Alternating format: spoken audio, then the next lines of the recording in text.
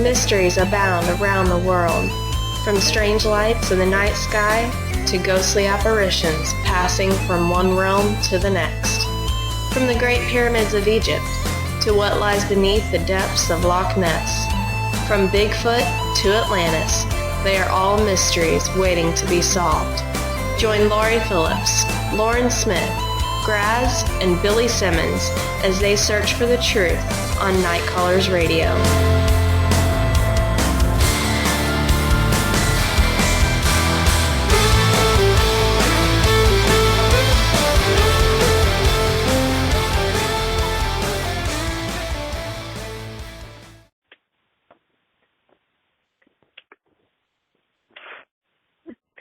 Good evening and welcome to Night Callers Bigfoot Radio. You're here with your usual crew tonight. You've got Lauren, Lori, Billy, and Graz. And Blog Talk is really giving us hell tonight, so I just apologize in advance. So you guys there? Mm-hmm. Yes. Oh, yeah. Okay. Yeah, I can't get, I tried to mute everybody before the intermission, and it just went circle, circle, circle, so. Same thing here. Yeah, Blog Talk acting up as usual. It wouldn't be a show night if it didn't act stupid. That's true. Anyway, so how are you guys doing? Doing all right. Wonderful. I'm a little under the weather today, but I do want to share something that's been going on, if I may. Please do. I was on the way out to the log house, and I heard a woman scream out in the woods. Of course, I didn't realize that it was a panther or a cougar, or whatever you want to call it. I didn't realize that's what it was. Well, so when someone told me that's what it was I heard, I thought, well, I have to keep an eye out for my dogs now really close, So I've been going out with them when they go out in the evening, and they're kind of close to the house itself. Well, I was recording. I'd set up my recorder and bionic ear and everything down by the pond because I've been hearing some kind of unusual noises. I tried to record, and I hear this sound come from the woods, and it is it sounded like claws coming down a tree, like something just with long nails is going all the way down this tree, and it was very loud and made me feel extremely uncomfortable. So anyway, the dogs went running in that direction, and of course I called them, and they stopped about halfway between me and the edge of the woods, and they just stood there for a minute, and then they came back. They didn't go over there any further. But I was thinking, if my first thought was it was Sasquatch, mad because I set the recorder up down there. But then I realized that what I probably heard was that panther, either coming down that tree or going up a tree, one of the two. It was pretty scary. Anyway, that's my news. That's cool. Yeah, I guess. I'm ready for that dude to move on. Also, Was it recorded? It was illegal to kill him. It is not illegal to kill a panther. They are not endangered, and if they're a menace, then you can shoot them. And if I have to, I will. I thought they didn't some exist people out down there. there. Oh yeah. We've got them down here. Yeah, And forestry rangers. I think they're protected in Florida. I don't really want to kill one. I would shoot a gun in the air and scare it off. We've already had one panther attack on the place, and it seems like every 8 months it comes back, and sooner or later it's going to get lucky. One of them, I just about that. So, keep a close eye out, keep a loaded gun. Yeah. No. It's a queen panther, just a beautiful animal, and one of my babies. Well, you know what the end result's going to be. It's not going to be one of my babies. So anyway. Yeah, you don't want him hanging in the house. Mm-mm. Hopefully he moves on quick. I hope so too. I'm pretty sure it will. You know, it has before. It never stayed days that I know of, really. And so. Well, that'd be good. Okay. Well, if y'all are ready, I wouldn't mind hearing from our guest. Let's do it. All right, Yeah. guys, you want to... Night Callers Bigfoot Radio presents Alan Mercier of Central Florida. Alan currently lives in Central Florida. He grew up in Wisconsin, where his father was a scoutmaster for the Boy Scouts. His father would take him and his brothers to Bear Paw Scout Camp up in Iron Mountain, Michigan, where they learned to hunt, fish, trap, and track animals, all of the survival skills. Alan's family moved to Florida in the mid-'70s, where he joined the Marine. He moved back to Central Florida after his discharge.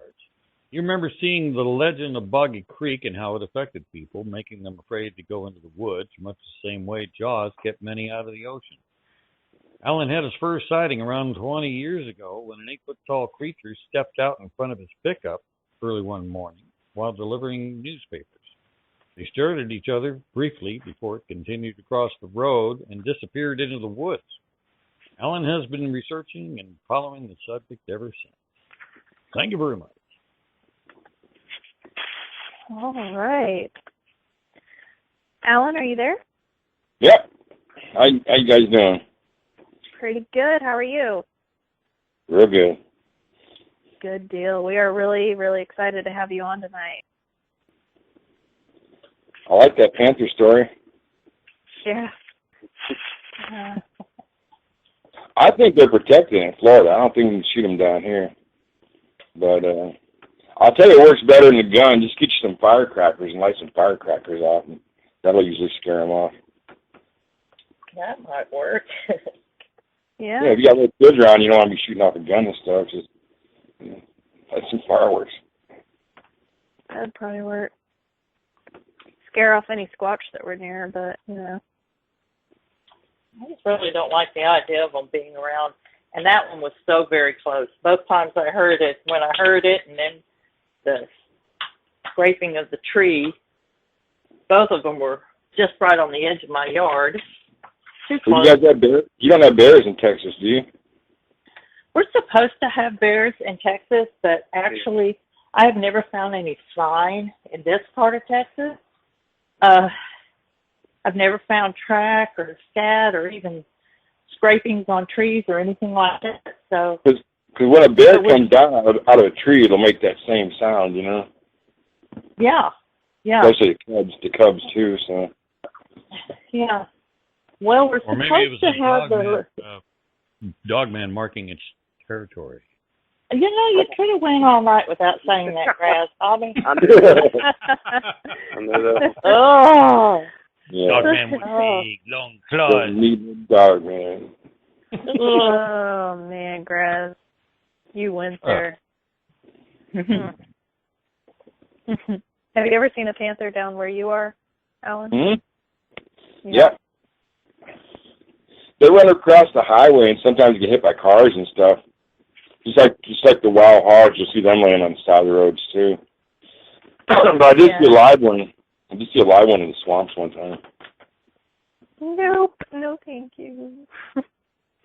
Oh, the hog, yeah. I've seen two. Both times they were crossing the road, and they weren't like, as big as what you see. Like they were both, I guess small for cats. They weren't that big, but they were still. There was no doubt at all what it was, because it was bigger than a domestic cat. But I have seen some panthers that have been shot, and they're huge. I mean, we're talking mountain lions. They're big. Bigger than mountain lions. Yeah, these are about half the size of a mountain lion around here. What about there in Florida? How big are they there? About the same as a mountain lion. Oh, wow. They actually have Florida Panther license plates that you can get for your car. Oh, yeah. That's so they must be pretty prolific down there. You must have quite a few for them to be getting hit by cars and stuff like that. We don't have that many here, I don't think. And that's another reason why I kind of have reservations about shooting one. Only in the event, that it becomes a menace. And firecrackers is a very good idea. I could try that. Let's see if, People think of Florida and they think of like alligators, snakes, maybe sharks, but we have everything down here. I've heard that. Tons of bears, wild hogs, you name it, it's out there. Y'all can keep them. Y'all just keep all that down there, thanks. I see quite often on the news where bears are even venturing into the suburbs. Yeah, they're not afraid. Yeah, they come into the neighborhoods. Neighborhoods, yeah. Mm. Nope. I think coons are bad enough. I mean, they're black bears, but they get pretty big. Nope. How long have you lived in Florida? Since September of '76. Oh, wow. A long time. You're now a Floridian, I think, I would have to say. Well, I was born in Kentucky. And only lived there for a couple of years. And me and my sister, my dad was in the military, and he traveled around a lot. He was in the 101st Airborne Screaming Eagles paratrooper. And he was constantly moving from base to base. Fort Benning, Georgia, Fort Leonard Wood in Missouri, Fort Campbell in Kentucky, over in Germany for a while.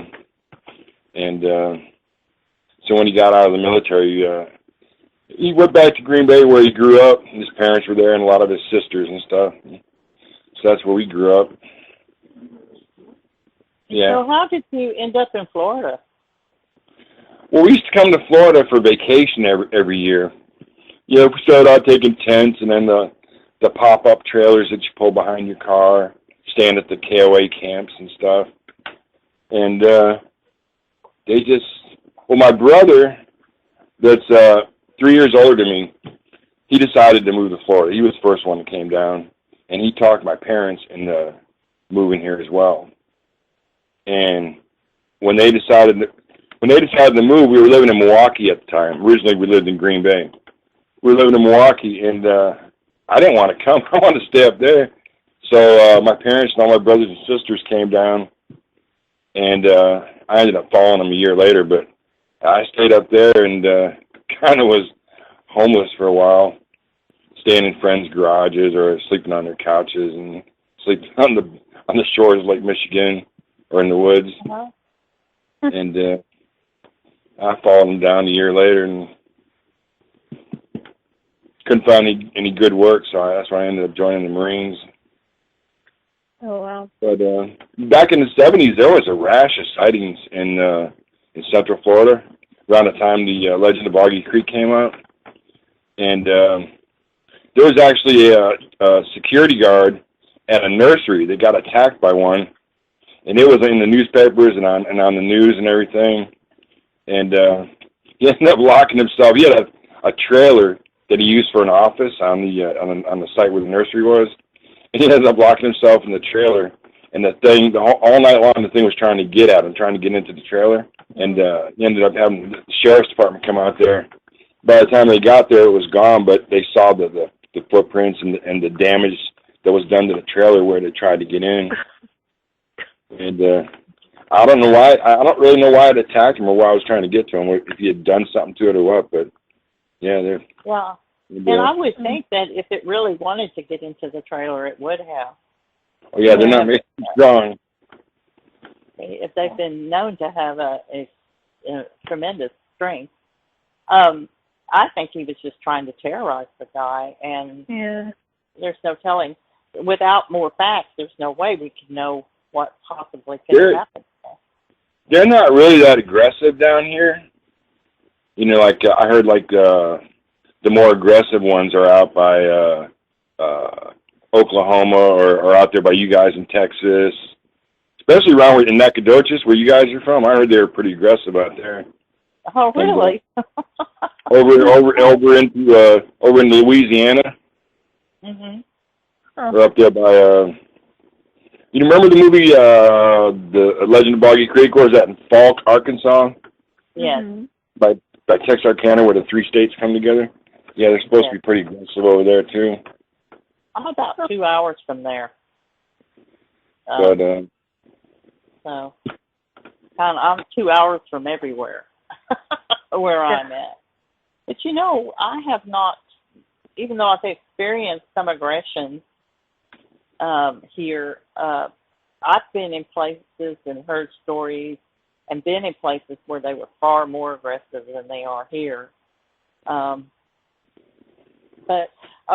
back to you. I was going to ask you a question. Let me see here. Okay. I got a bunch for you. Where do you research at? If you don't mind sharing some of the locations. There's so many good researchers in Florida right now. Down south, you got Mark Zasky by Pompano Beach. Yeah. I don't know. You know Mark? You heard him? He's a wonderful. He's a great guy. We really. Yeah, he researches the skunk ape and also I forget what he calls them. They're like these little 2-foot tall wild Indians. He's got a name that he calls them. He's got some video of it. Wow. Have you ever seen any of it? I think it's on YouTube. But he's got a name that he calls them. They're like these little small these wild Indians. And he's got some good video of skunk ape too. And Dave Shealy, have you ever heard of him? Don't believe so. Down in Ochopee, Florida, by the Everglades, that's the Florida skunk ape headquarters. Okay. And Dave Shealy, he's been on like Unsolved Mysteries and In Search of, and a lot of shows like on the Discovery Channel, the Learning Channel. He goes out into the Everglades, and he's got there's some footage that he has where there's like big fields of sawgrass, and then there's like little islands out in this area, and they sleep on these. The islands are like mounds of raised dirt with like a lot of vegetation on them, like small trees and stuff, and they kind of sleep on these islands, and then during the day they're wandering from island to island, and you catch them crossing these fields of sawgrass. And he's got some really good footage of it. And it's like long too. It's like 5 minutes of film. And you see this one just kind of loping through the tall grass, and you see it from like the waist up. And it's not in any hurry. I guess it didn't know that he was filming it. And yes, that's down south. And then over by Lake Okeechobee, they call it the Okeechobee Ogre. They got one that hangs out over there. And then y'all know Stacy Brown, right? That name does sound familiar. He was on that, what was it, $10 million Bigfoot or $1 million Bigfoot. Him and his father won it or something. And he hangs out at the Myakka State Park. There's a lot of boogers in there. And, yeah, it's kind of I don't like to go in there too much. It's kind of you get eerie feeling going in there. And then down in Tampa, there's Tim Fasano. He's got some film on YouTube of a skunk ape in the Lettuce Lake Park, and it's really good. It was filmed from a canoe in the swamps, and you see this thing like looking for food in the swamp, and it's like a really good film. Is that the Lettuce Lake? That's not the Lettuce Lake footage, is it? Yeah. Oh, okay. I didn't know he's the one that did that. Tim Fasano did that, yeah. Okay. And yeah, there's some good researchers down here. But yeah, to answer your question, I go like where I'm at in Orlando. If you head east, I'm about 45, 50 miles from the ocean, from like Cocoa Beach or Cocoa. Mm-hmm. I have a sister that lives over there. But between Orlando and Cocoa, it's nothing but swamp, okay? And there's like 2 roads, like Highway 50 and then the Beachline Expressway. And it's just 2 roads going west to east through swamp, and then where the water gets deeper, there's like overpasses, and you'll see people out there on the airboats and in their swamp buggies and stuff. They're out there shooting at wild hogs and stuff. And a lot of times when they shoot, because the hogs down here they're an invasive species. We're overrun with them, so you can kill them year round. You don't even have to have a hunting license to do it. And so that and they get big. And they got tusks on them. You know, they'll hurt you. They'll charge you. They're not afraid of you. I mean, I saw one the other night about 6 blocks from where I live. It was in the front yard of a church. I was going to the corner sub shop to get a sandwich, and I turned the corner, and there's this thing rooting around in the churchyard. I mean, it's huge. But these guys shoot these wild hogs from their airboats, and then they go by the underpasses for these where the overpasses are, where the road is. If you go underneath there, that's where there's some dry ground, and they'll gut the hogs, and they'll leave the gut piles under these overpasses, you know, and then they'll take the rest of the hog with them when they go home.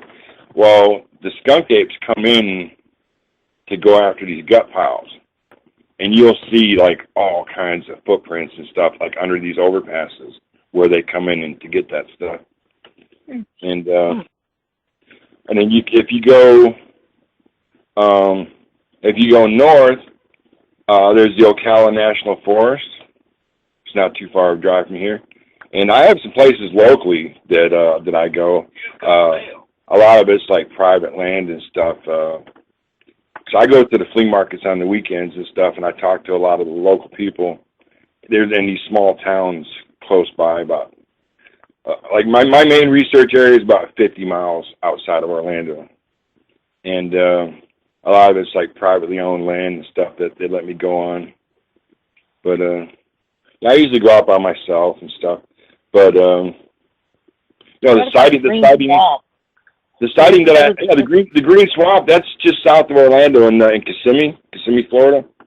Mm-hmm. And there's a lot of them in the green swamp too. Real spooky place. I'm not fond of going there either. Do you know certain places you go, you get a bad vibe, you know, and you just don't really want to be in there, you know. Do you know Pat Rance? What's that? Do you know Pat Rance? Pat Rance. Oh, is he a friend of Bear's? He lives here in Florida, right? Yeah, he does. I've heard that. Has the awesome Bigfoot mobile. Yeah, he's the one with the Bigfoot booger buggy. Yeah. I've heard the name. Yeah. He doesn't really research like he used to, but he is he is interested in Bigfoot, and he has had some experience, has had a lot of experience with them and everything, and he is out of Longwood. Yeah, Longwood. Mm-hmm. Yeah, by Lake Mary. Yeah. Didn't he go out with you and Bear one time? Yeah, back years ago. Yeah, I was talking to Bear last night for a couple hours, and yeah, he mentioned you. I bet. Yeah, I better not repeat what he said. No.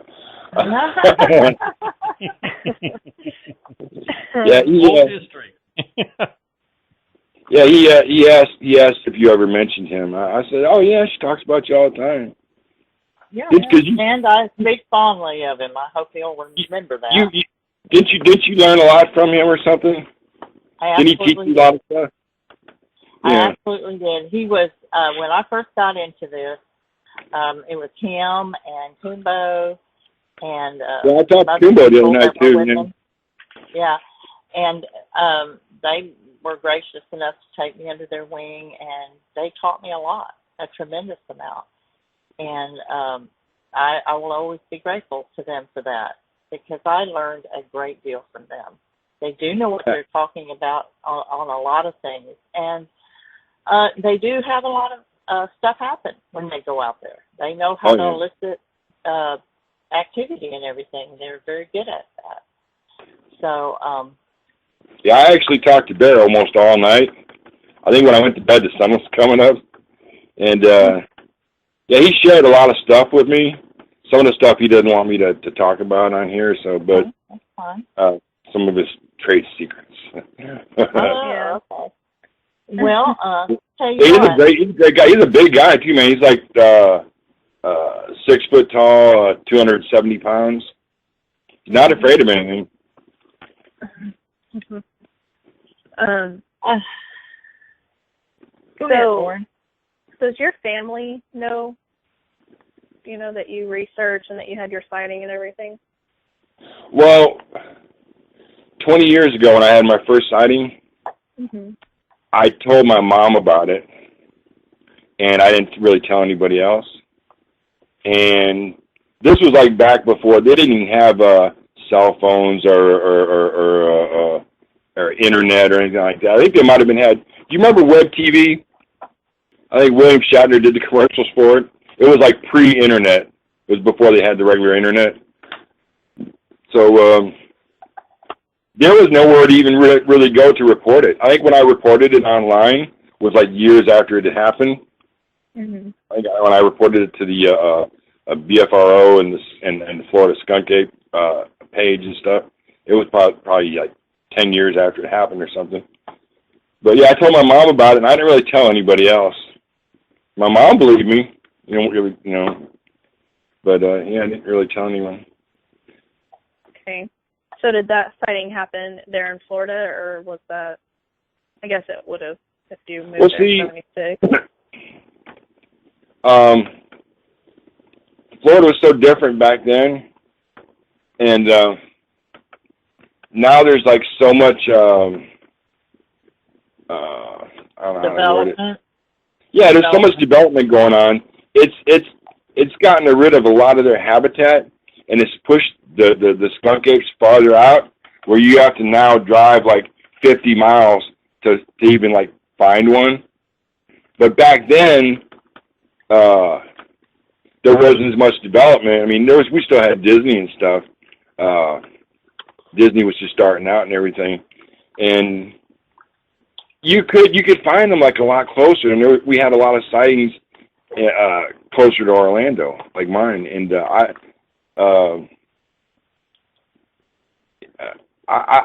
night that I saw mine, there was a few other motorists that saw it as well. We talked on the side of the road. I don't know who they were, but it was more like, "Did you see that?" Yeah, I saw it. What was it? And yeah, but nowadays. You brought it up. You want to tell us about it? Oh, you want to hear about it right now? Sure. Okay. In Florida, it's hurricane season from like June to November, and it almost rains every day like clockwork, And it was fall time, and I wanted to make some extra money for Christmas presents and stuff. So I took a part-time job. I got this paper route, and it was the type of paper that you only deliver it once a week. It wasn't like a daily paper. Well, I think it was called the weekly, and you delivered it on Thursday nights. So you go to the warehouse, you pick the papers up about, supper time. You bring them home, and they gave you these plastic bags that you had to put the papers in so they wouldn't get wet laying in people's driveways. But they also give you a stack of sale papers and inserts and all these things. So you're sitting there rolling these papers up, putting inserts in them and bagging them. So that took probably 6 hours to bag all the papers up, depending on how big your route was. And then I'd throw them in trash bags and put the trash bags in the back of my pickup truck. And I had a bench seat in the front of the truck, and I had rigged up a cardboard divider that went from the seat to the dash and from the floor up about, halfway up the back of the seat, just to keep the papers on that side of the cab. And then as I would get low on papers, I'd pull over on the side of the road and I'd take a trash bag from the back of the truck and dump it through the passenger window. And I was tossing them out the driver's side and the passenger side. And you're still there, right? Okay, I thought I lost you. Mm-hmm. And you still there? Yeah. Okay. My phone was weirding out on me. So anyways, I'm out delivering papers, and this particular route, I wasn't real familiar with it. I had a map, and I know the streets. I just never actually did that route before. And so I'm out slinging papers all night, and this was right after Halloween. It was probably the beginning of November. So we had just had a rain earlier that evening, and usually after the rain, it gets cold, or like a cold front comes in. And in Florida, when you're driving down the roads at night, there's like low spots in the road, but if you're close to water, like ponds or small lakes, you get a lot of fog. Like it's just in the low-lying part of the road. So I come down this hill, and I was going through this fog bank. And I had my low beams on, I don't even remember if I had fog lights on the truck or not. And I'm coming through this fog, and I'm going up the other side of it. It's not a big hill, but it's just, there's fog at the bottom of the hill. And I'm coming through that, and as I'm breaking through the fog, and it's trash night, so people got their garbage cans out, okay? In this particular area, it was a real rural area where they have like the mailboxes down by the highway, and on the south side, the trees, it was wooded on both sides of the road, on the south side and the north side. On one side, the trees came up to about maybe 6 or 8 feet from the road, and on the other side, it was a drop-off where the ground went down about maybe 6 feet at a 45-degree angle, and then there was about a 8, 10, 12-foot grassy area before the wood started over on that side. But on the south side where the mailboxes were, people had their trash cans out, I saw what I thought was a bear rooting through the garbage. And it happened so quick, but I saw it, and then the thing stood up, and you immediately knew it wasn't a bear when it stood up because of how big it is. And it turned, and it just looked at me, and I'm slowing down, and I don't know if I stopped right then or there, but I was going slow enough where I was almost stopped. And it took one step, and at one step, it was in the middle of the road. It was like right in the middle of the road. And I hit the high beams, and I stopped the truck. And when I hit the high beams, it threw its left arm up like in front of its face to shield its eyes from the bright lights. And I mean, because I had the high beams on, I got a clear look at it. It wasn't no bear. And it kind of shakes me up a little bit just thinking, remembering it because what it looked like. And it seemed like we kind of locked eyes, and it was looking at me like I got the feeling that it was looking through the windshield of the truck trying to get a better look at me. I don't know why. And because it would look like under its arm, and it would like look over the top of its arm. And it was definitely a female. There wasn't no denying that. And then after about maybe 5 seconds, it took one more step. It was on the other side of the highway, and then it kind of leaped from the edge of the road down to the lower part. One more step, it was into the woods, right? And when it went into the woods, I pulled up, and I kind of pulled over on the north side of the road where they went in the woods, and and that's when the smell hit me. There was a smell like a cross between a wet dog and like rotting cabbage with maybe a little bit of rotten egg or sulfur mixed in there. And it was like when it hit your nose, you kind of wanted to hold your breath. You didn't want to take a lungful of that smell. It was that putrid. And so I'm sitting there, and I got the window open, and I hear some noise coming from the woods, and it sounded like two people arguing, but like it sounded like a guy arguing with his wife for being seen or something. But have you ever been around a deaf person? When they talk, they kind of got that.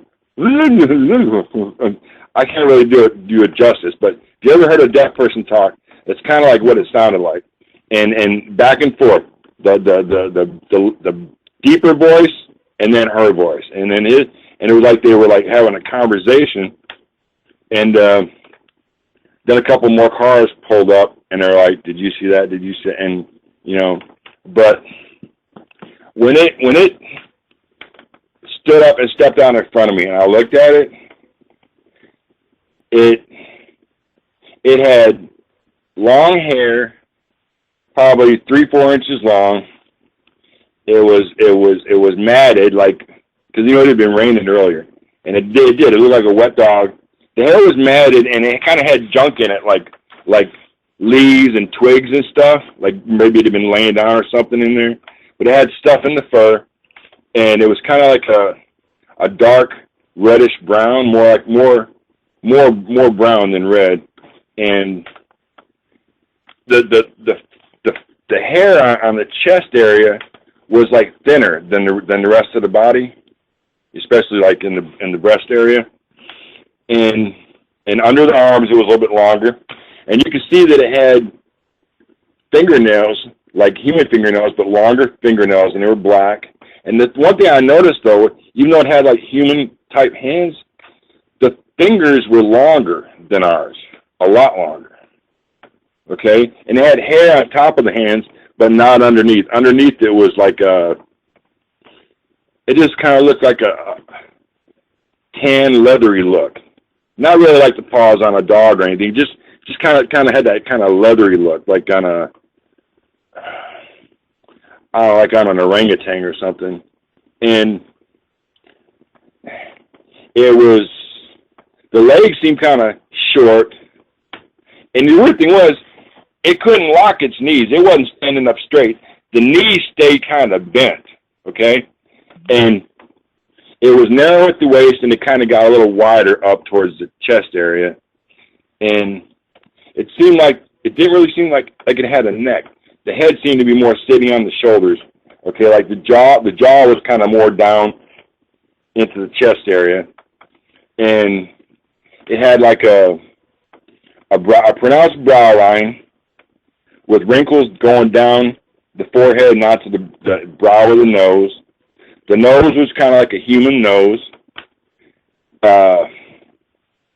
It had these brown eyes. I couldn't really see any white. Like when you look at a human's eyes, you see white.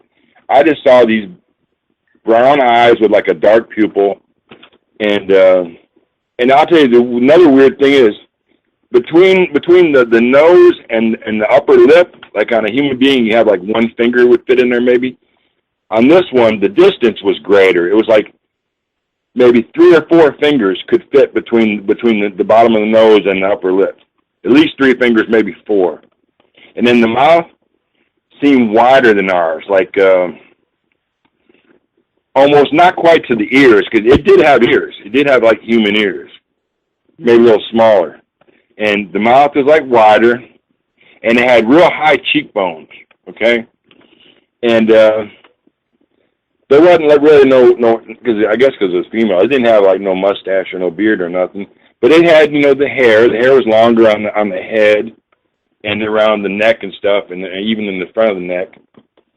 And it looked more ape than human. It's just kind of, as I'm telling you about it, I'm like seeing it in my head, and it kind of I'm still kind of freaked out. And this happened 20 years ago, and it still kind of gives me the willies. But of course it does. What about the you just don't expect to see something like that. It caught me totally off guard. I had a disposable camera in the glove compartment of the truck. I didn't even think about grabbing it. I didn't even remember I had it. And I probably saw this thing for like 15 seconds, and it just kind of, because you don't expect there to be something like that in the woods, and now they don't really bother me that much, but that first one kind of took me for a loop because it caught me off guard, I guess. I don't know. But when I heard it talking to another one in the woods, I didn't want to stay around there any longer. I thought about just blowing off the rest of my papers and just going home, And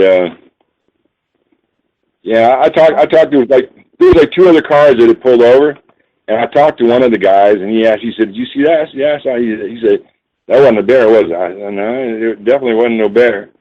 And he asked me, "What was it?" I said, "I don't really know what it was, but it wasn't a bear." And I kind of knew in the back of my head, but I was going to say like, Bigfoot or something, but I don't think I did. And he asked me, he said, let's go after it. And I'm like, screw that. I wasn't about to, it was just like 3-4 o'clock in the morning, It's cold and it's foggy and it had just rained earlier and the woods were pretty thick, And then the one that was talking to you sounded like it was bigger than the one I saw. I was like... Now, a lot of people have said that the Florida version of it is a lot like an orangutan that stands up on 2 feet, a little bit more lanky towards you. When I think back about it, the face, not because it wasn't an orangutan. It wasn't like an escaped orangutan. Remember the Clint Eastwood movie, Any Which Way But Loose or whatever, where he had that left turn Clyde, that orangutan? Right. It had like, see, the thing about the face is you know how an orangutan's face looks? Right. This thing, okay, in Florida, the skunk apes, they have messed up looking faces, okay? Have you ever seen a kid with like Down syndrome? Mm-hmm. That's what this kind of looked like, because the eyes were like bigger. They seemed unusually big, okay? And this looked like a cross between a kid with Down syndrome and an orangutan. That's the best way I can describe it. Right. The orang has a lot of almost leathery face that hangs down, as opposed to more of a human type of face, but an orangutan kind of flavor to it. Because I looked at some pictures of orangutans, and they got that same thing, that distance between the nose and the mouth.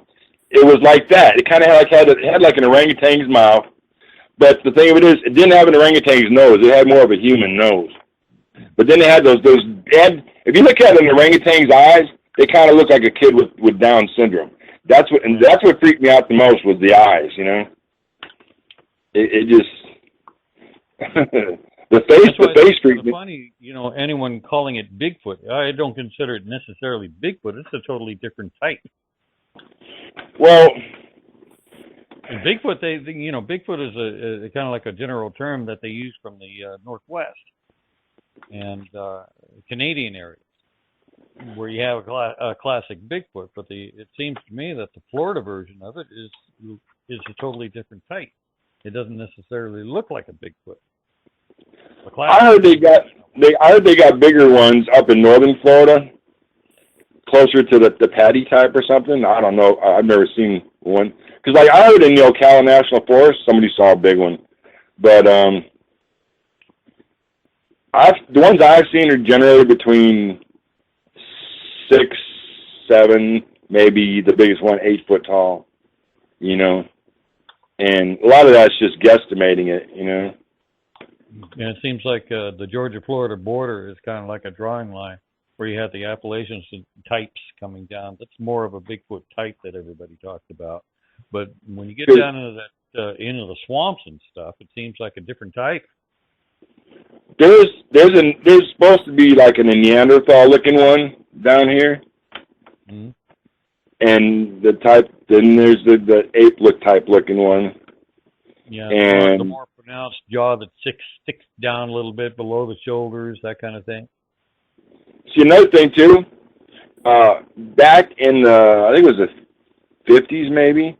They used to shoot a lot of Tarzan movies down here with Johnny Weissmuller and stuff.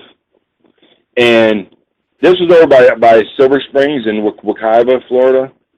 And they actually have like glass. They had glass bottom boats over there. And what's that guy's name? Lloyd Bridges. He did that show Sea Hunt or something. Right. Sea Hunt. Yeah, they filmed some of that over there too. But they used to film these Tarzan movies, and there was like a really bad storm. I don't know if it was a hurricane or not, but a lot of the animals escaped. A lot of the monkeys and a couple of gorillas and stuff escaped, and they never were able to catch them. So there was definitely like wild monkeys and stuff down there, the smaller ones. But I don't know. The one I saw was as big as me or bigger. You know. And more proportional to a human. It's hard to get the exact height because it seemed to me like it could not stand up straight. You know how their knees are bent like that, like it's in a kind of a squatted, not really squatted, but like you know when you're standing up and then you kind of bend your knees a little bit. Right, you cock your knees up forward just a little bit.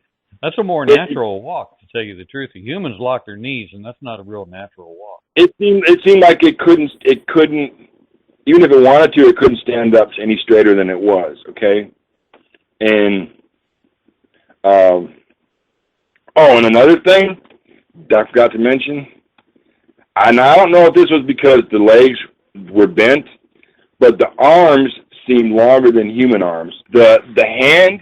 Like when a human stands up, you know where your hand falls on your body? Mm-hmm. On this one, the hand was below the knee. The arm just seemed like, it seemed like if we wanted to lean forward, it could, what do they call it, knuckle walk, or like run on all fours. It seemed like it would have no problem running on all fours. Like if we wanted to run on all fours and chase a deer or something, or chase a hog, it looked like it wouldn't have no trouble at all. The legs were a little bit shorter than what you would. Yeah, they weren't as long as the arms. Yeah, they were shorter. Real muscular looking too. It seemed like it was built pretty good from the waist down and then up in the shoulder area, but the waist part area, the waist part itself was a little smaller. It had like had a feminine waist. But the shoulders and the bicep area seemed like it looked like it wouldn't have no trouble climbing or climbing in trees or swinging from branches or something. I don't know. Did you see the feet? Did it look like it had regular toes, or did it have like an opposing toe that stuck out really wide and then came forward? The toes are splayed out. Like, you know how humans' feet are kind of like close together from always wearing shoes and stuff? Mm-hmm. This one, I guess because it runs around barefoot all the time, the toes were more splayed. There was distance between the toes. We're like on your foot, your toes are like right up against one another. Mm-hmm. This one had like gaps. Yeah, like almost like a finger's gap between the toes. Okay, and then it was definitely flat-footed. Wow. It was flat-footed. Oh yeah. It had big feet, man. Like probably, like me, I'm size 13 foot. Okay, size 13 shoe, and the feet look bigger than mine, and wider, definitely wider. Now, when it had its hands up, did it look like a human hand, or did the thumbs stick out a little bit further and then come forward? You know, like for grabbing trees, that kind of thing.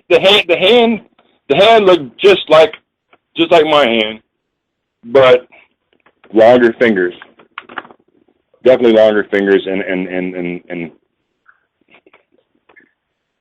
maybe the thumb might have been a little fatter, but it wasn't like any shorter or any longer. Just the finger parts were really long.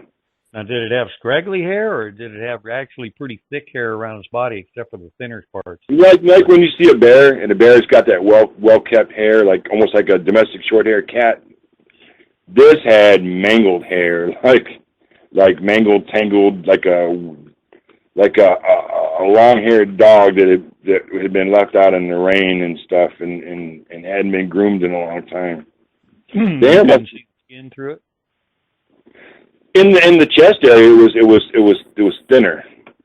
I thought it was at first. I thought it was lighter colored, but it really wasn't lighter colored. It was just thinner hair, and it wasn't fur. It was hair, but it was like thinner hair, finer hair, and then on the rest of it, it was like longer and like wet and mangled and had junk in it.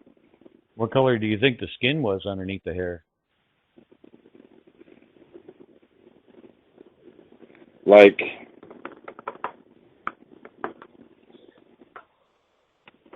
a grayish color? I remember this was at nighttime, and I got the high beams on the truck. So I'm kind of guessing, but like you know how the how the face of an orangutan is, but like that, but a little darker, a little more darker colored. I don't want to say like beige or light brown. It was definitely brownish, but not dark brown. Right. Just really tan. Yeah, you could see the wrinkles on the forehead and on the nose and under the eyes, and you could see the high cheekbones, and his mouth. I couldn't really see. The mouth was closed. I couldn't see the teeth or nothing, and it didn't even say nothing. It just looked. It looked like it was kind of pissed off that I had disturbed its foraging or whatever it was doing, and that was like, I didn't know like that. See, like they're hunters, right? They go hunt deer and hogs or whatever. But I guess if people go out gifting and like leave them like food and stuff, I guess it spoils them where they lose their desire to hunt, and then they want the easy meal. Because through the years, I found out they like to go through trash cans, and they go behind businesses, and they go in the dumpsters, and then they go through the dumpsters looking for food behind supermarkets. They want when the supermarket throws out the old fruits and vegetables, they go for that stuff, and they break into people's barns. They try to steal the horse feed, the oats and the grain and the whatever they feed the horses, and they're just looking for an easy meal. And this thing looked like it was mad that I bothered it by just showing up. Yeah, I don't know. Probably not too happy either about you. I don't know if it saw my headlights or if it heard the engine on the truck or what. And it just went from bending over that trash can to standing up, turned, looked at me, took one step. It was one step with it right in the middle of the road. That's how big the step was, like at least a 6 or 8 foot step. And then and it didn't hop or leap. It was just a step, boom. And then it turned and looked at me when I hit the high beams. The high beams caught its attention. It would have crossed the road without stopping. When I hit the high beams to get a better look, then it kind of stopped and turned and looked at me, and then it just stood there. And I was like, oh crap, what did I do? And for a second, I was going to put it in reverse and back away from it because I didn't know what its intentions were. And when I realized that it wasn't making any move towards me, I just kind of left it in gear. And then after like 5 or 6 seconds, it just turned and continued to cross the road. But it was looking at me like it was trying to figure out who I was or what I was doing or something. I don't know. And okay, I think. Yep, I think it's about time we go ahead and go to intermission. You need another cup of coffee, huh? Yeah, I would say so. I need a refill of my OJ here. Yep. No cup of coffee. I'm having a good time talking to you about this stuff. Well, yeah, I got more to talk about. Okay, we'll take it from there when we get back. So we're going to go to an intermission, and let's see. Hey, can I give a shout out to somebody? Sure, go for it. I want to say hey to Candy Canada and Ramona Bell in Kentucky. Thinking about you guys. Are they listening in? Oh yeah, they're researchers. Okay, cool. They're good friends of mine. Okay, we're going to go to an intermission. We'll be back in about a little bit over 6 minutes.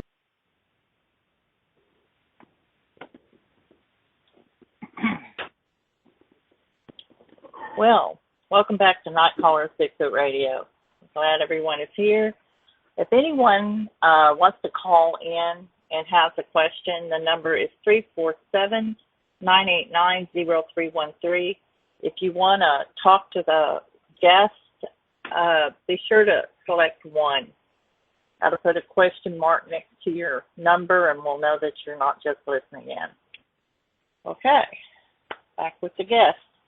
Alan, are you back with us? Oh yeah. Oh, okay. Okay, Alan. well, that was a great interview the last hour when you were telling us about your sighting and everything. I'm interested in what you do when you get out there and research. Oh, you want me to give away all my trade secrets? No, you don't necessarily have to do that. You just share with the other researchers out there, and they can see if they do the same thing or can collaborate with you later on, that kind of thing. Okay. In Florida, it gets hot. Okay. Mm-hmm. Yesterday and today was like 110 degrees. Mm-hmm. I was out there today working on my car, and I thought I was going to die. That's how hot it was. You could just feel it. But it's extremely humid too.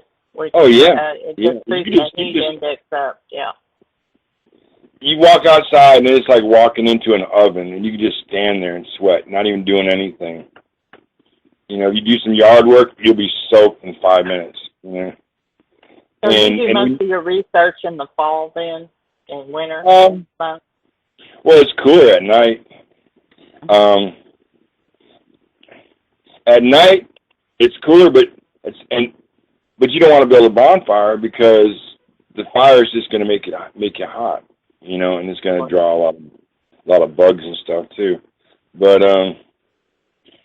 I mean, like I said, we're from June to November. What kind of equipment do you take out there, and what do you do when you get out there? How do you set up and that kind of stuff? Oh, okay. Well, 9 times out of 10, when you go out looking for one, you're not going to have a lot of luck, okay? It's like maybe 1 time out of 10, you'll see one or you'll hear one or something will happen. And just like with the tree breaks, when you find tree breaks, 9 out of 10 tree breaks are just natural phenomena. There's other things you gotta look for too, to go with the tree break, and like whether it's broke up or down, or whether it's twisted or not twisted. And a lot of times, the tree breaks, if it's a legitimate one, it will be pointing to something. It'll be pointing to a food source, or it'll be pointing towards water, or if it's bent a certain way, it'll be letting the others know, hey, we went this way, stuff like that. And so you got to like really do a lot of looking. And they know what a trail cam is. I've never had any luck with trail cams. They know what they are. You could leave a voice recorder in the woods, and you'll get all kinds of great sounds. You can leave it out there overnight. Trail cams, they know what they are. Now, you can bring a camera. Like I have a really expensive video camera that also shoots pictures too, and it's Wi-Fi, so it can directly upload to the internet if I wanted to, and it's got a memory cards and stuff in it. But it shoots high speed, like for like sporting events and stuff, because they move fast. You see like a lot of these photographs and videos and stuff on YouTube, and then they call them blob squatches. That's not really the fault of the researcher. It's just they move so fast, and if you don't have the right kind of equipment, you're going to get bad shots, or bad video, because they don't mess around. They don't want to be seen, and they move fast. Certain calls that you make will bring them in, but they won't reveal themselves if it's too large of a group. If you're out there by yourself, or maybe just one or two other people, they might reveal themselves to you. And they don't. I don't really think they don't respond well to like tree knocking. This is what I've found out. Like I can go out there and beat on a tree all day long, and nothing's going to happen. It probably irritates them. I don't know. They might use tree knocking to communicate with one another, but they don't really care for my tree knocking. And if you do the right call, they'll come in, and they're really good mimickers, man. They like to mimic like wolves and coyotes and dogs barking and owls.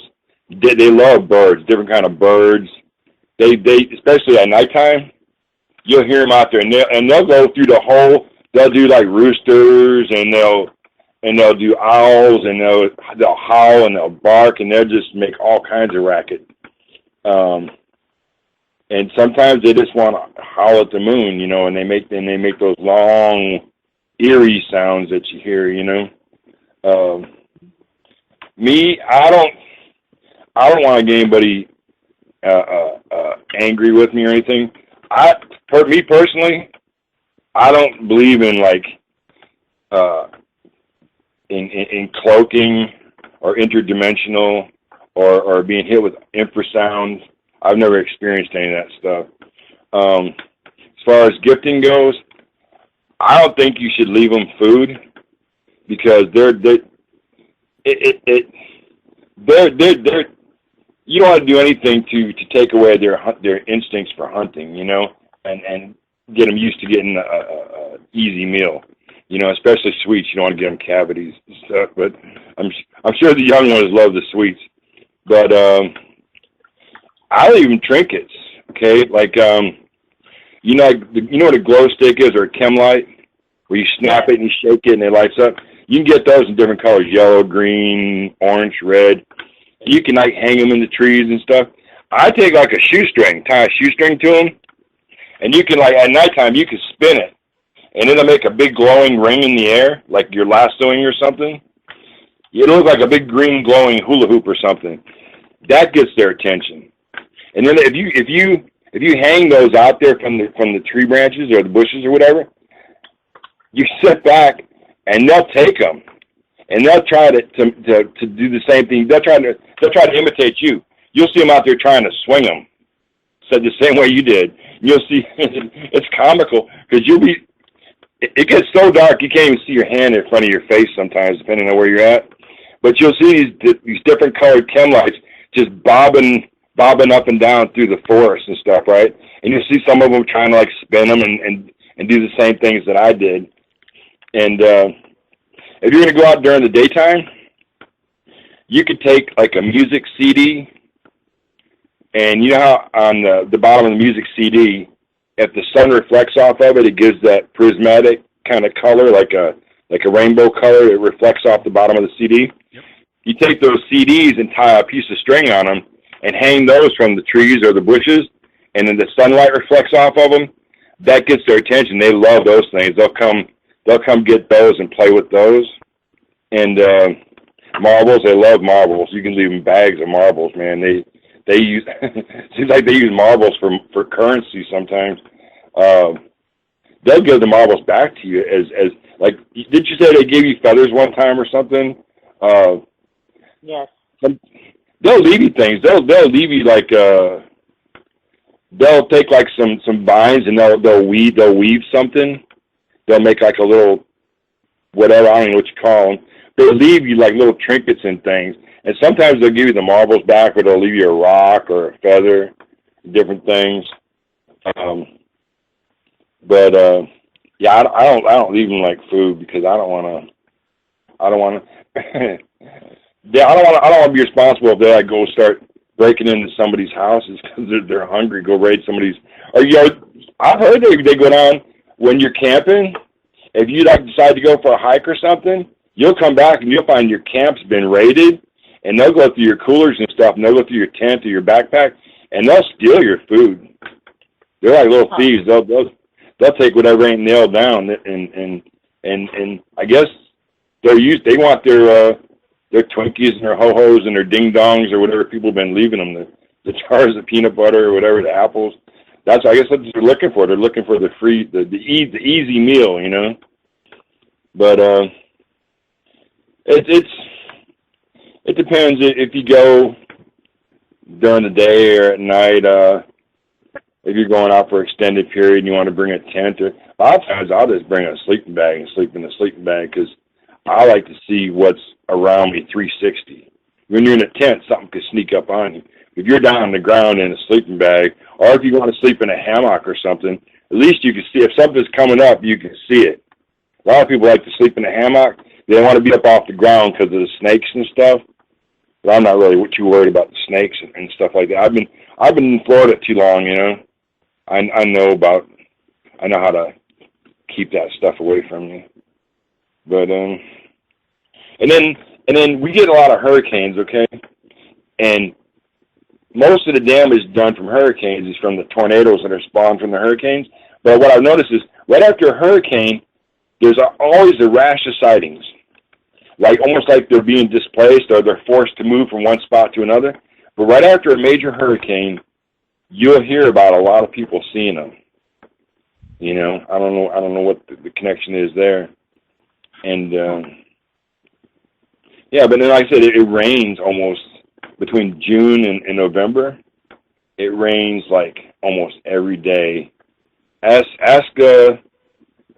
Stacy, he'll tell you.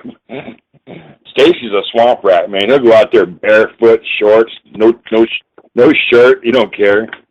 Stacy's like Tarzan or something, you know.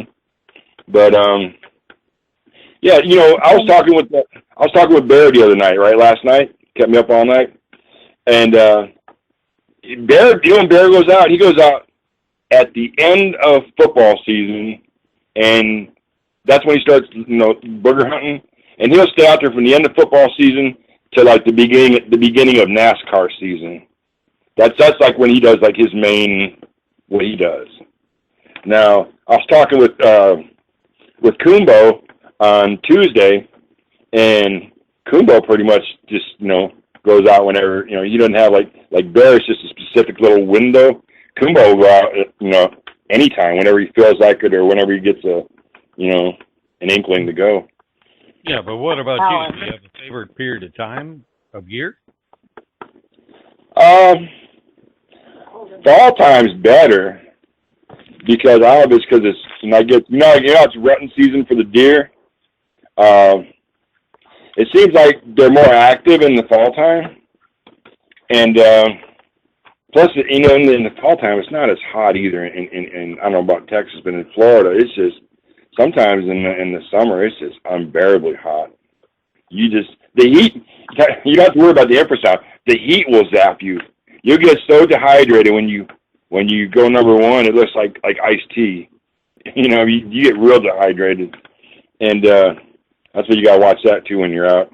Make sure you have either plenty of water or a water filter or something so you can drink out of the stream. Do you go out there alone, or do you have a couple of people that you go out with? I go out alone simply because I don't want to be responsible for anybody else in case something happens to them. If they were to get like hurt or bit by a snake or just, you know, if they were to get hurt by anything, because I've been chased up a tree by a bear, and I've had things.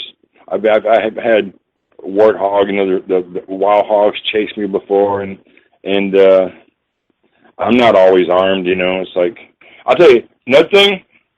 They know what guns are. If you go out there with like a rifle or a shotgun, they know what that is, and they will not come around.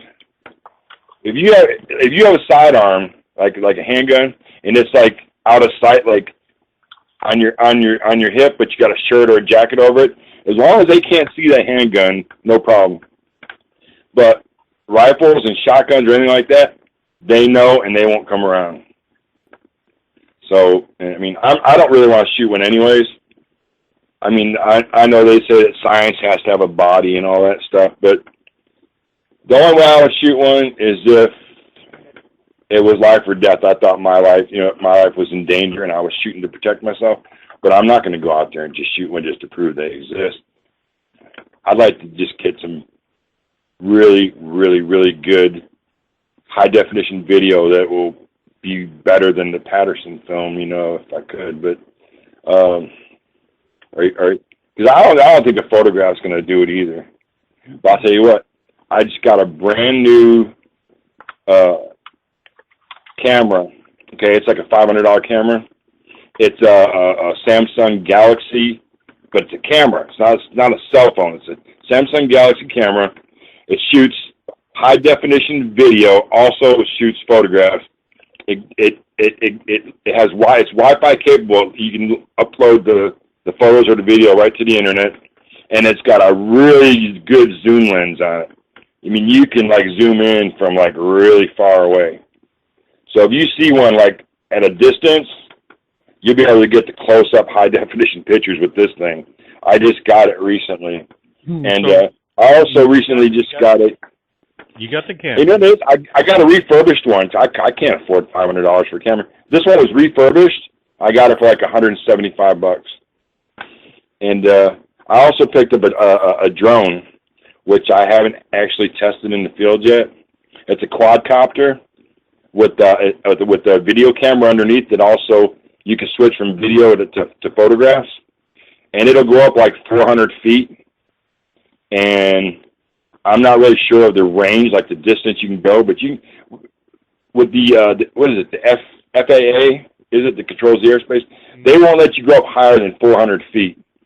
Right. And this thing has like a certain your flight time is limited on your battery power, but I'm not really sure of the range that I can go before it'll be out of range of my remote controller. But I want to play with it a little bit more before I take it out in the field. Kelly Shaw, I think it's Kelly Shaw, is doing the same thing. He just got a couple of drones for his group. Yeah, he's the one out in Utah or Colorado, I forget. But this one's great. It was the right price. I ordered it from China, and it's really small, and you can take it apart. You can kind of disassemble it where it'll fit in your backpack, and it's lightweight and stuff. And then I got extra motors and propellers and extra batteries and stuff for it. Well, so what's the bottom line as far as what you want? What are you going to do with it? What's going to be what you consider to be proof? And what are you going to do with it? I would like to get some good high definition video, and I don't know. I've never really had a desire to be rich and famous. You know, I'd like to say I just put it out there for free, let everybody see it. But I mean, I got bills to pay too. I mean, I'd probably take a couple bucks, but I don't know. You know, they say it's better to give than receive. I might just put it out there for free heck with it, you know. And but I'm not going to put bad video or bad photos on YouTube and then have the trolls attack me forever. Right. Like, yeah, I don't want to be like Todd Standing or somebody that's going to have to go into hiding because you know, I don't want to be called a fraud or something. You know, there's a lot of good researchers out there.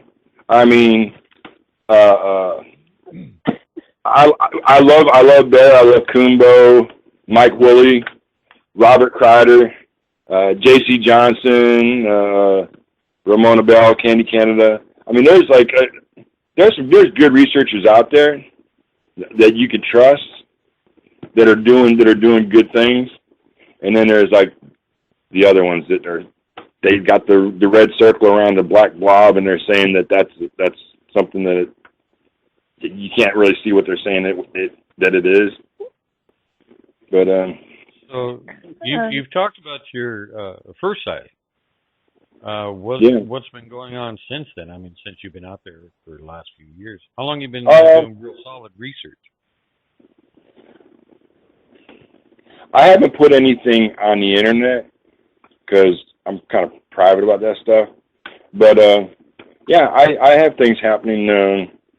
I got a lot of good audio, and I don't really have what I would say is good photographs or good video because they're so fast. And like I said, I have a new camera that I got to get used to. But as far as hearing them and seeing them in person, oh yeah, I mean that's certain. I have like several research areas. Certain research areas I go to, they'll be there like all the time. Other places, I don't know if it's because they might just use that area to pass through or something when they're going to another area. Some places you'll see them there sometimes, and then the next time they won't be there.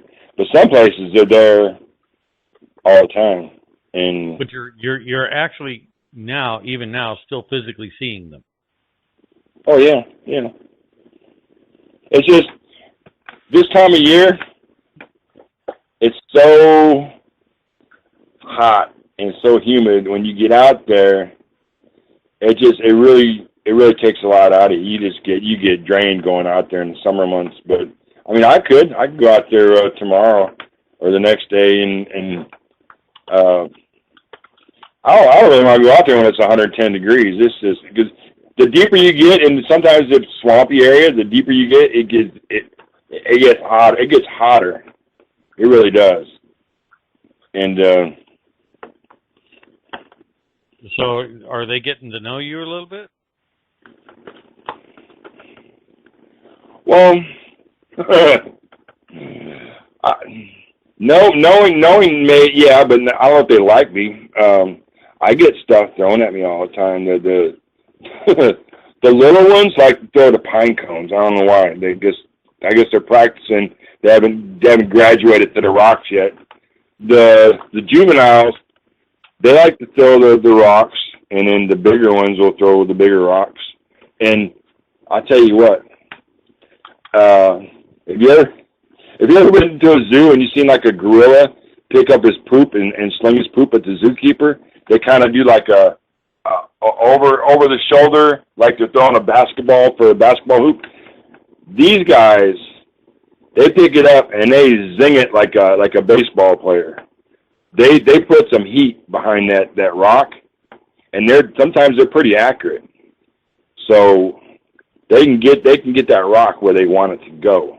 So are they being aggressive to you, or just playing around trying to? Well, if you're going down a game trail or something, right, mm-hmm. and you come across a log across the game trail, I usually just step over it, and then a little farther down you'll see like there's another log. I'm like, and it'll look like it was put there recently, and I go, well, I know this is probably a warning of some kind. I shouldn't probably do this, but I'll cross that second log, and then that's when you start getting like other signs, like that they don't want you in the area, or you're getting too close to them. They'll start with like the smaller rocks, and they'll just land like nearby you. But if you pursue and you keep getting closer, then the rocks get bigger and they start getting closer to you, or they'll hit you, okay? Or they'll hit a tree next to you, and it'll bounce off the tree or ricochet and hit you, okay? And then one time, one did a bluff charge, and my head told my body, run, run, run, and my legs wouldn't move. They were like rooted to the spot. I froze. I couldn't move. I knew I should run, but I froze. And this thing came down the game trail, and it was doing a knuckle run. Okay? And when it came down the game trail, it kind of ran. It kind of ran like you see a gorilla. Right. Okay. It was on its knuckles, and it kind of was charging. It looked like it was charging sideways almost, and then it was going pretty fast too. When it realized that I wasn't moving, it pulled up. It tried to pull up, but he kind of like slid a little bit. Right when he was trying to stop, he was going too fast. He kind of pulled up and slid a little bit, and then he looked at me and he kind of rolled his eyes, like, huh, like screw you, and then like he just kind of trotted back down the game trail and then jumped off the game trail and went into the woods, and that's the only time I was ever charged, and it wasn't a full-grown alpha male, but it was a pretty good size. And it was probably a juvie or something, just trying to prove his manhood or something. But it was I couldn't really get to tell you how tall he was because he wasn't really standing up. He was like doing the knuckle run, but it was like a pretty good size one. It was big enough to rip your arms off, even though. Even after it disappeared, my legs still didn't want to move. I just kind of stood there and like, I'm like, okay, I'm not doing this again. And where's all this? I'm not really. That happened in the Ocala National Forest. Mm-hmm. I'm not really afraid of them. Like I told you earlier, Bear is like 6 foot tall, like 270 pounds. Mm-hmm. I'm 6'4", and I'm bigger than Bear. I'm over 300. I'm a little. I'm like probably 330 or something, and I'm not really afraid to go out by myself. I'm not really afraid of them, but you gotta watch that you don't anger them, because I guess humans can be Monday you can be in a good mood, and then like Tuesday you're mad because your car broke down or something happens to anger you. Well, they're just like us. They have their good days and their bad days, and maybe I just caught them when they were having like one of their crappy days or something. I don't know, but generally they're like I said, generally Florida doesn't really have the aggressive ones. Not like I heard like out in Oklahoma or Louisiana where Mike Woolley got chased from his tree stand, or I've heard about a lot of aggressive ones out there in Texas too, especially by the big thicket and stuff. Or even close to you guys, close to Nacogdoches and stuff. But do you think that sooner or later you're going to build enough of a trust with them to be able to walk around without them chasing you? Oh, I'm not going to walk into their camp and sit down next to them and want to pet them and hang out with them, but I just want to get close enough to get some good video, maybe a couple of pictures, but so you don't have any real long-term goals as far as some people do Jane Goodall kind of thing. Oh, I mean like write a book or something, or get to know them a little bit more, and get some pictures. They don't chase you out. They just actually, the thing is, I like to watch them. Okay, but like it's like being at the zoo or something, when you watch how the females look after the little ones and how the juvenile ones they play and stuff, and it's the teenagers and the male teenagers and the male adults. They're the ones that you gotta keep a close eye on. Or the mama if you get too close to her kids. What's the most terrifying experience you've ever had? I mean, once you protect your kids, I mean. Go ahead, Lori. I was just wanting to get this question in. What's one of the most terrifying experiences you've ever had?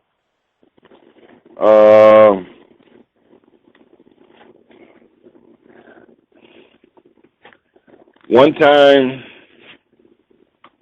at that time I had a tent.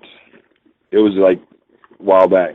I had a tent and it was at night and I had a small fire going. I cooked on it earlier and I did a couple calls and they came in. You can hear them when they come in. There ain't no way to be quiet. You can hear the crunching and you know it now that they're coming in. You know what direction they're coming from, and it sounded to me like they were coming from all directions, like they were encircling me. And when you're and you could almost, if you would take like a good flashlight and shoot it out into the woods, you could almost see the eye shine, and it was several. They were like all around. And I didn't know what their intentions were. You know? I was armed and stuff, but I still didn't feel safe, you know? I mean, you could have a shotgun with deer slugs, or you could have a rifle or an AK-47 or something. But you know what? They're big, they're fast, and if there's more than one, you don't really have a prayer, you know. I'm not saying they're all aggressive, but they're animals, man. They're unpredictable. You just gotta be careful when you're out there. So what'd you end up doing, Alan? Did you leave, or did you just stick it out? You'd never believe me if I told you. I probably shouldn't tell you this, but I'll tell you anyways.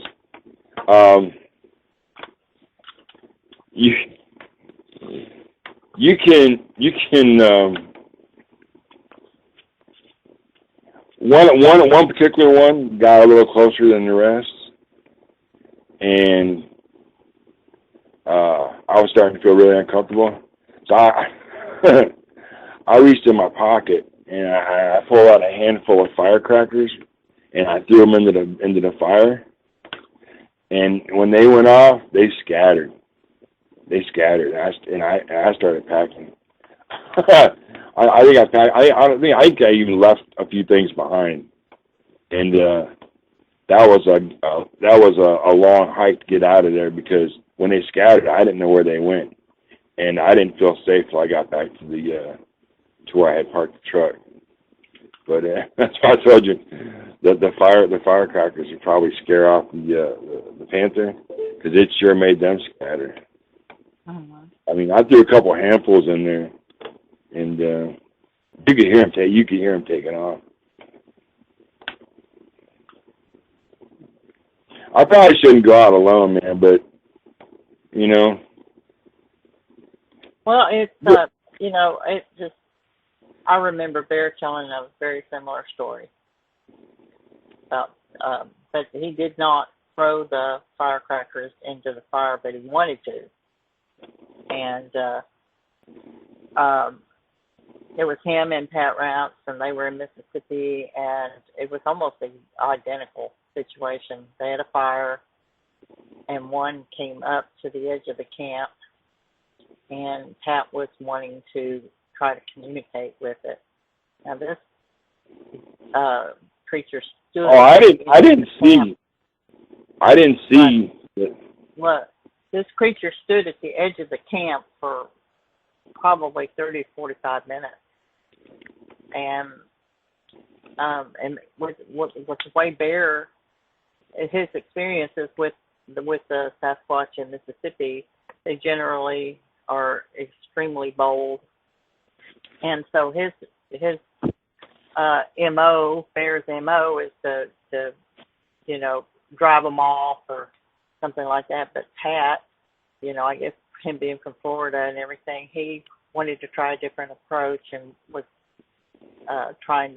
asking Bear not to throw the firecrackers into the fire. It just, for some reason, the two stories seemed similar to me. But anyway, so you threw the firecrackers in the fire, and they all left. And what about the rest of the night? No more problems? No, I left. I left that night. Oh, you left after that? Yeah, I packed up and I got out of there. I understand. Yeah. Okay. Have you ever researched anywhere besides Florida? No,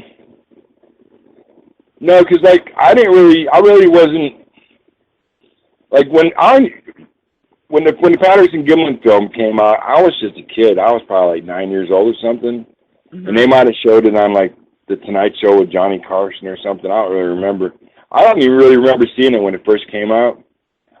I got interested in it when I saw The Legend of Boggy Creek.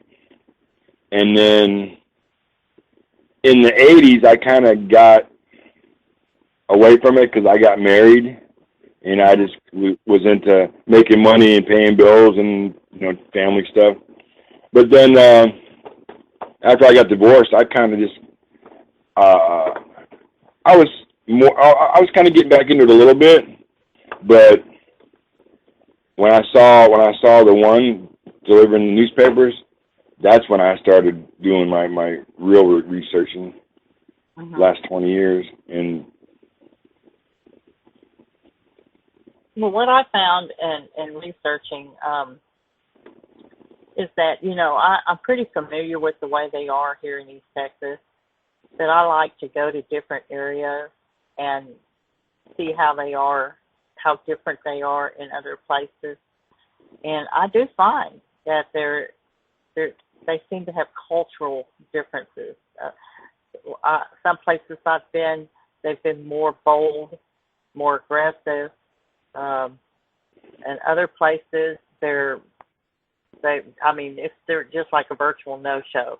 Like every time I've ever been to the Kiamichi Mountains up in southeastern Oklahoma, I've never had an encounter. Never. Heard the first thing. No. And they're there. And they are very aggressive in that area from what I've been told. And I've never had anything. I did get a recording at one time, but other than that, it was the wind blows at night up in those mountains. You can't hear anything. You can't really do calls. You can't. There's so much bear in the area. You can't really find anything but bear track. And I know they're there, but it's like the invisible Bigfoot. They aren't in that area. Have you ever heard about the siege at Honobia? Yes. With the two brothers? Yes. Okay. In fact, the very first time I went to the Kiamichis, I was with Mike Humphrey, who was one of the brothers. And he's the one that took us up into the Kiamichis and took us into some research areas.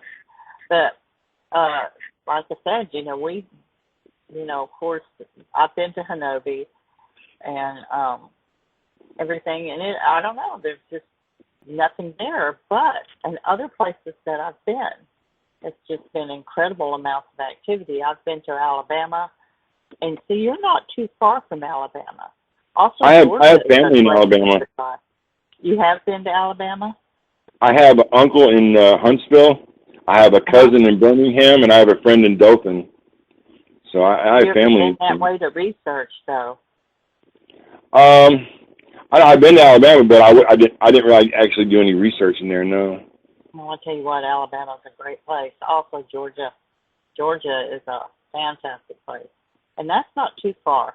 I mean, that's a little bit of a trip, but I would stretch a little bit. Yeah. I know that you've really got a lot going on in Florida, but I think that you could learn a lot by going into Georgia and Alabama and researching those places, make some connections in those areas.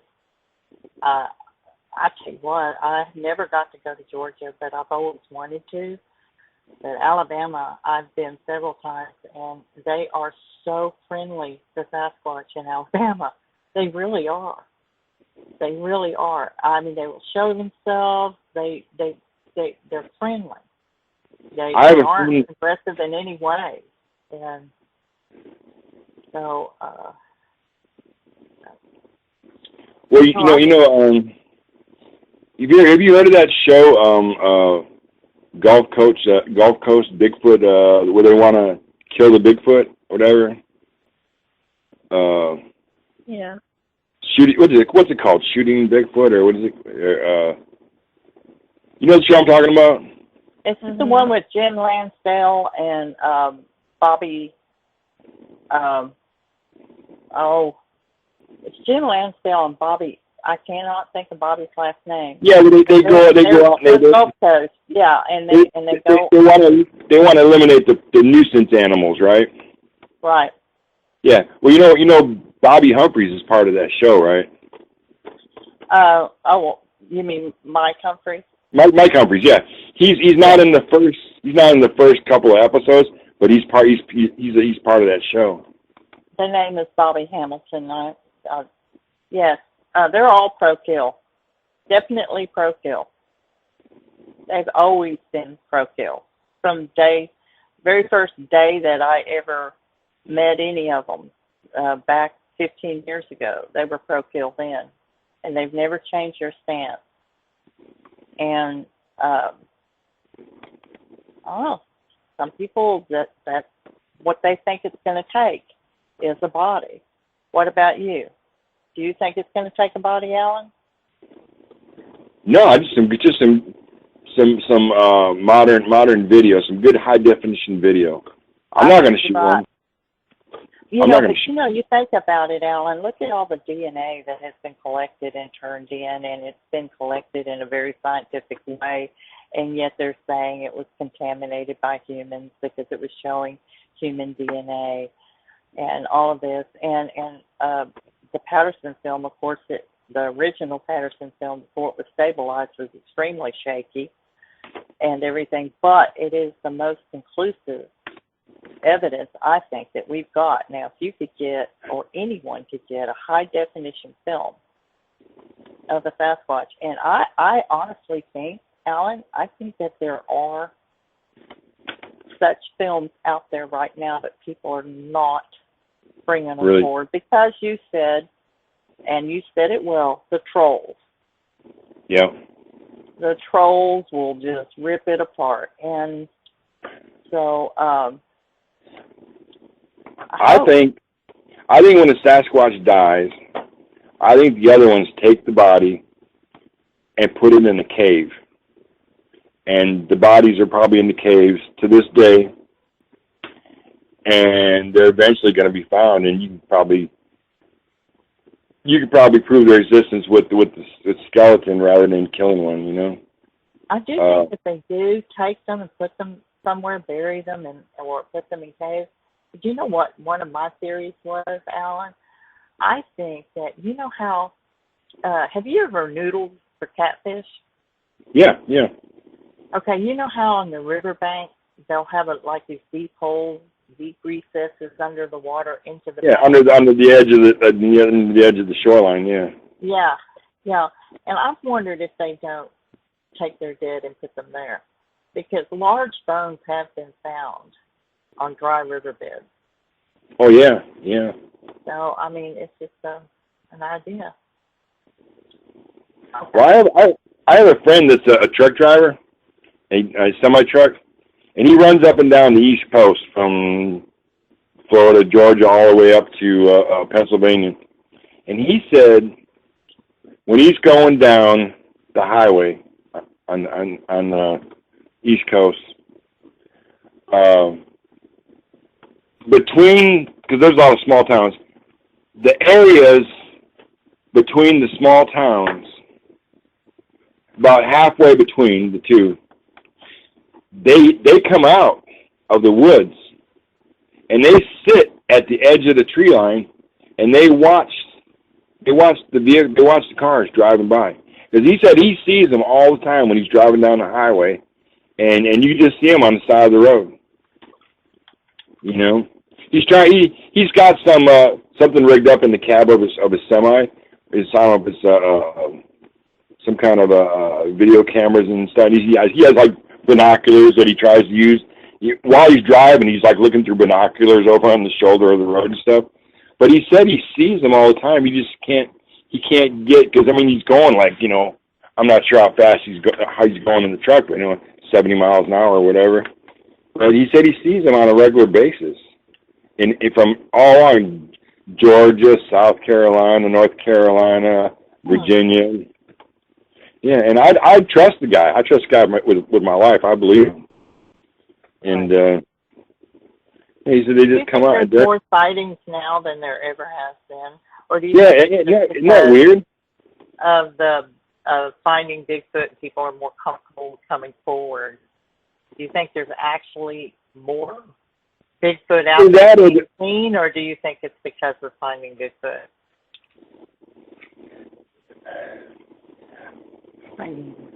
Finding Bigfoot. Is that stupid show with Bobo? I hate that show. I can't even watch that stuff. Honestly, I really can't. I can't watch shows like that. I don't watch much television, anyways. I really don't. Not even the news or anything. I either watch like a DVD movie or something, or I just go on like, you know, on the internet and look at videos on the internet. So I don't really watch much television, but especially those kind of shows. But I forgot what I was going to say. I lost my train of thought. No, the overdevelopment. I think the overdevelopment of the land for building houses and stuff, especially in Florida, it's got the animals on the move. They're having to move more now, and that's why they're being sighted. They're being seen more often now because they're having to move around more. And there's probably more of them too. There's probably a pretty large population of them out there. I've heard estimations anywhere from like, you know, 8,000 animals to even more than that, you know. So. Well, we are. Can you imagine how many? 5 minutes left. We have 5 minutes left before the end of the show. So, what would you like to talk about in the last 5 minutes?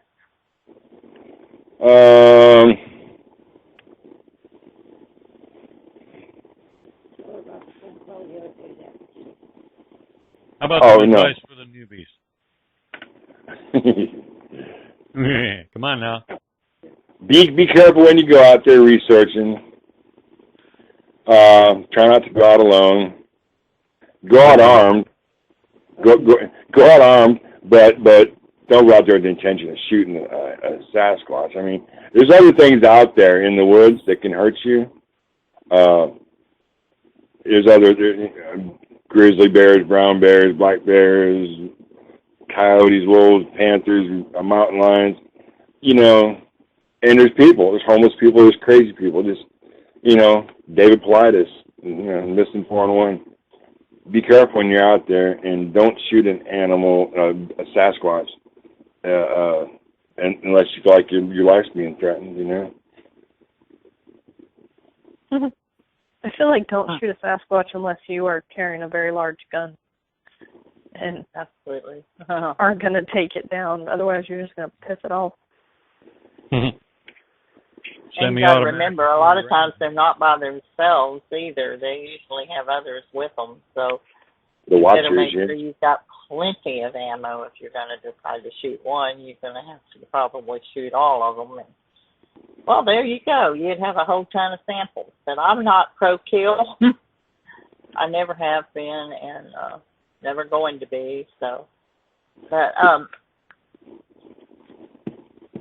so that's your advice for the new people out there. Anything else that you'd like to tell them? I've never tried call blasting. Have you? No. I've tried. Had some Bigfoot recordings that I had recorded, and then I've tried putting my speakers out the windows to see if it would get any attention, and I don't think it did any good. I think the human call, if you know what you're doing, is the best call to use. You know how Sasquatch likes to imitate other animals and stuff? Yes. Listen to Sasquatch, or listen to whatever, skunk ape, Bigfoot. Listen to them.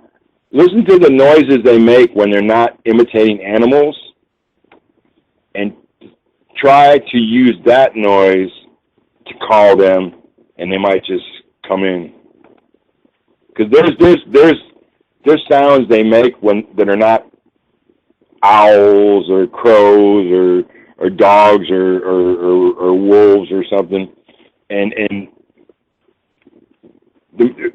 when they're like talking to one another, calling one another and stuff, try to memorize those and put that out there when you're calling, when you want to, not that like they do on Finding Bigfoot, where they woo, where Bobo does.